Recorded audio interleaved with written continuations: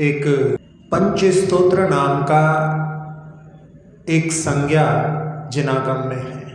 पंचस्तोत्र यानी 5 स्तोत्रों का समूह पंचस्तोत्र कहलाता है।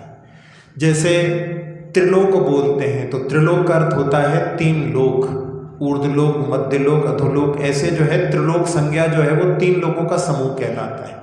इसी प्रकार से पंचस्तोत्र जिसमें 5 स्तोत्रों का समाहार है यानी मिलाकर के बनाया गया है उसको पंचस्तोत्र कहते हैं। अपने यहाँ इसकी संज्ञा 5 विशेष स्तोत्रों को उसमें शामिल किया है। जब हम पहले एक बार एक आरिका माता के दर्शन करने गए तो उस समय में उन्होंने हमसे पूछा कि आपने पंचस्तोत्र पढ़े हैं। तो हम नए नए जो है धर्म के क्षेत्र में आए थे तो हम जो इधर उधर देखने लगे, भाई हमने पहली बार ही नाम सुना पंचस्तोत्र। तो उन्होंने बोला कि पंचस्तोत्र 5 स्तोत्रों का समूह पंचस्तोत्र कहलाता है। तब हमको पहली बार जो है पता पड़ा। तो उस 5 स्तोत्रों में सबसे पहला स्तोत्र जो कि सबसे प्रसिद्ध है भक्तामर है। भक्तामर जिसमें कि भक्तामर शब्द से प्रारंभ होता है, लेकिन बहुत सारे लोग जो है बुंदेलखंड में खासकर वहाँ पर भक्तांबर बोलते हैं उसको। तो भक्तांबर नहीं, भक्तामर, भक्त धन अमर, भक्तामर। भक्तामर शब्द से प्रारंभ होने के कारण में उसको भक्तामर स्तोत्र कहते हैं।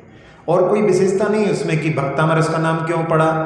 तो कई बार जो है लोग भक्त को अमर बनाने वाला है इसलिए इसका नाम भक्तामर पड़ा, ऐसा नहीं। भक्तामर शब्द से प्रारंभ हो रहा है इसलिए इसका नाम भक्तामर है। और आप लोगों को सुनकर के आश्चर्य होगा कि विश्व की 10 जो विशेष आराधनाएं हैं उसमें भक्तामर का भी नाम है। भले ही जैन समाज कम हो लेकिन इसका इतना महत्व है जिसके कारण में विश्व की 10 प्रार्थनाओं में इसका नाम शामिल होता है। तो भक्तामर जो है जिसमें कि भगवान की स्तुति, आदिनाथ भगवान की स्तुति आचार्य मानतुंग महाराज ने की है।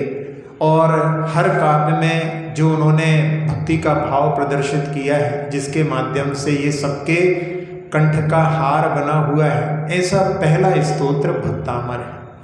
दूसरे स्तोत्र में कल्याण मंदिर स्तोत्र। कल्याण मंदिर स्तोत्र भी कल्याण मंदिर शब्द से प्रारंभ होता है। ये आचार्य कुमुदचंद्र महाराज की रचना है। इसमें पार्श्वनाथ भगवान की स्तुति है। इसमें 44 काव्य हैं। जहाँ श्वेतांबरों में भक्तामर में भी कहीं कहीं 44 काव्य मानते हैं, तो उसमें कारण ये हो सकता है कि कल्याण मंदिर में 44 काव्य हैं तो वो लोग भक्तामर में भी 44 मानते हैं। तो उसमें 4 प्रातिहार को नहीं मानते, कहीं कहीं पर जो है 4 ज़्यादा काव्य भी मानते हैं। तो ये बीच बीच में जहाँ परिवर्तन प्रक्षेपक श्लोक के माध्यम से परिवर्तन आया वो भी अपन इसमें देख सकते हैं। तीसरा स्तोत्र है एकी भाव स्तोत्र।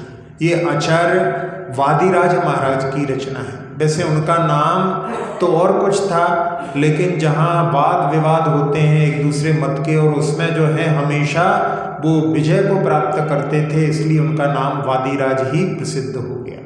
उनकी रचना जो है एकी भाव स्तोत्र, इसका दूसरा नाम भी है। ये एकी भाव शब्द से प्रारंभ होने के कारण में एकी भाव स्तोत्र कहलाता है। और इसका दूसरा नाम है कल्याण कल्पद्रुम स्तोत्र, क्योंकि स्तोत्र का नाम या तो पहले शब्द से बनता है या आखिरी शब्द से बनता है। तो इसके आखिरी में आता है कल्याण कल्पद्रुमः, तो इसको कल्याण कल्पद्रुम स्तोत्र भी बोलते हैं।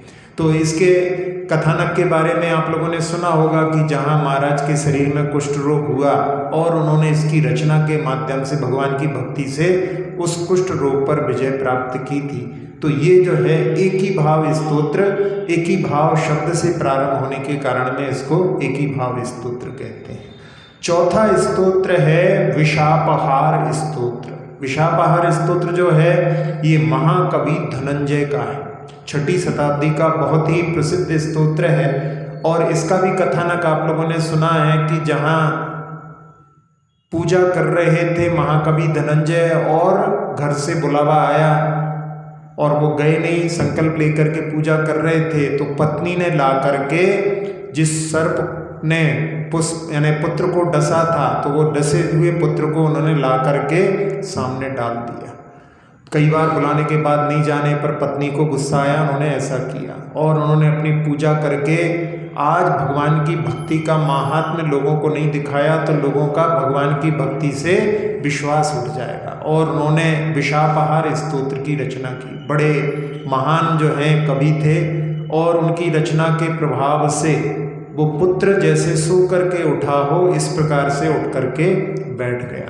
तो ये जो है 40 काव्य में जो है विशापाहार स्तोत्र है। अब इसमें विष को हरने वाली घटना घटी है, इसलिए इसका नाम विशापाहार स्तोत्र पड़ा। इसकी प्रारंभ में विशापाहार नहीं है, इसमें 14वें काव्य में जरूर विशापाहार शब्द आता है। तो उसमें विशापहारम मणिमौसधानी मंत्रन समुद्देश्य रसायनम चा भ्राम्यंत हो नत्वमिति स्मरंती पर्याय नामानि तवैवतानि। उस 14वें काव्य में उन्होंने विशापाहार, विष को हरने वाली मणि आदि के बारे में वर्णन किया है। चूंकि इसमें घटना इससे जुड़ी हुई है इसलिए इसका नाम विशापाहार स्तोत्र है। 5वां स्तोत्र जो बहुत कम लोग जानते हैं वो है भूपाल चतुर्विंशति का। तो इसमें 24 काव्य पर पंडित आसाधर जी ने टीका लिखी है। वैसे इसमें जो है अभी जो उपलब्ध है उसमें 26 काव्य हैं। तो उसमें 2 काव्यों पर पंडित जी आसाधर जी ने उस पर टीका नहीं लिखी, तो हो सकता है उस समय में उनको 24 उपलब्ध हुए हों और उसके कारण में इसका नाम भूपाल चतुर्विंशति का या जिन चतुर्विंशति का स्तोत्र कहते हैं। तो उसमें सबसे आखिरी में एक काव्य में आता है भूयात् पुनर्दर्शनम। अपन जब भगवान के दर्शन करके जब जाते हैं तो अपने को भगवान से बोलना चाहिए। क्या बोलना चाहिए? भूयात् पुनर्दर्शनम। इसका अर्थ है भगवान आपके पुनः दर्शन होवे। तो ऐसा कई लोग पुनः दर्शन हिंदी में भजन के रूप में भी बोल देते हैं। नहीं तो जो है अपने लिए इस सेंटेंस को अपन रट लें, भूयात् पुनर्दर्शनम। जब भी भगवान की वेदी से लौटें, जैसे सब भगवान के पास जा रहे हैं तो सब भगवान के पास भूयात् पुनर्दर्शनम, भूयात् पुनर्दर्शनम, ऐसा जो है भगवान आपके पुनः दर्शन होंगे। तो इसमें सबसे आखिरी में दर्शन शब्द आया है तो इसको अपन दर्शन स्तोत्र भी कह सकते हैं। इसकी रचना जो है एक भूपाल कवि ने की है और भूपाल कवि बनारस के राजा के पुत्र थे और इनके छोटे पुत्र, जो राजा के जो छोटे पुत्र थे, इनके जो भूपाल के छोटे भाई थे वो बड़े विद्वान थे और बड़ा भाई जो था उसकी बुद्धि नहीं चलती थी। तो लोग उसको जो है स्वाभाविक रूप से जिसकी जो है बुद्धि अच्छी होती है उसको ज़्यादा प्रशंसा मिलती है। तो एक बार बड़े भाई ने अपने छोटे भाई से पूछा कि हमें अपनी बुद्धि को बढ़ाने के लिए क्या करना चाहिए। तो उन्होंने कहा कि भक्तामर के छठे काव्य को आप उसकी आराधना करो, उसके माध्यम से आपकी बुद्धि बढ़ जाएगी। तो छठा काव्य जो अल्पश्रुतम वाला है उसकी आराधना करने से उनकी इतनी बुद्धि प्रखर हो गई कि उनके समान विद्वान कोई दूसरा बनारस में उस समय नहीं था और उन्होंने इसकी रचना की। इस रचना में उन्होंने कई प्रकार के छंदों का जो है प्रयोग किया है। तो ऐसा जो है 5वां स्तोत्र भूपाल चतुर्विंशति का या जिन चतुर्विंशति का कहलाता है। तो ऐसे जहाँ 5 स्तोत्र हैं उनका जो है समाहार पंच स्तोत्र कहलाता है। तो अपने लिए इन 5 स्तोत्रों के विषय में जो है यदि अपन इनका अध्ययन करें, पढ़ें, तो इसके माध्यम से भगवान की भक्ति का विशेष ज्ञान अपने लिए हो सकता है। क्योंकि इसमें जो है सभी स्तोत्र जो हैं भक्ति से ओतप्रोत हैं, जिसमें सबसे आखिरी वाला जो भूपाल जिन चतुर्विंशति का है उसमें जिनेंद्र भगवान के दर्शन संबंधी ही वर्णन है, इसलिए उसको अपन दर्शन स्तोत्र भी कह सकते हैं।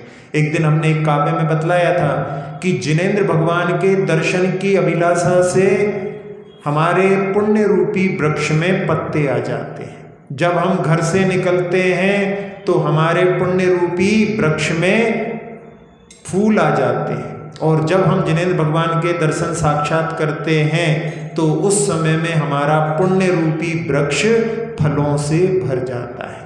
तो ऐसा जो है उसमें वर्णन है। दर्शन संबंधी बहुत अच्छा जो है काव्य है। तो अपने लिए इन काव्यों का अध्ययन करके अपने भक्ति का जो है उसमें उत्थान प्राप्त करने के लिए इन पंच स्तोत्र का अपने लिए अध्ययन अवश्य करना चाहिए।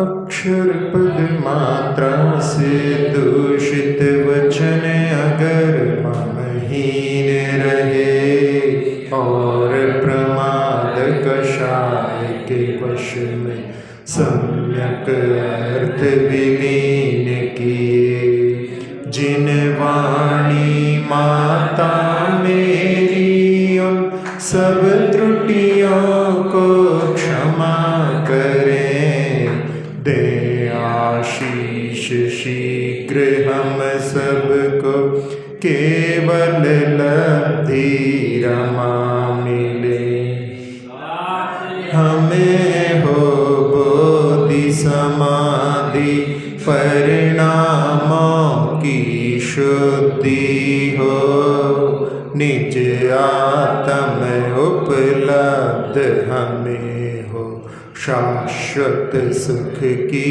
सिद्धि हो, चिंतित वस्तु दात्री माता चिंतामणि उपमा भाति, करो वंदना पूर्ण विनय से चरण रखूं मैं ये पाती, कर जिन वाणी स्तुति तन की ममता टार, महामंत्र का जाप अब सभी जपें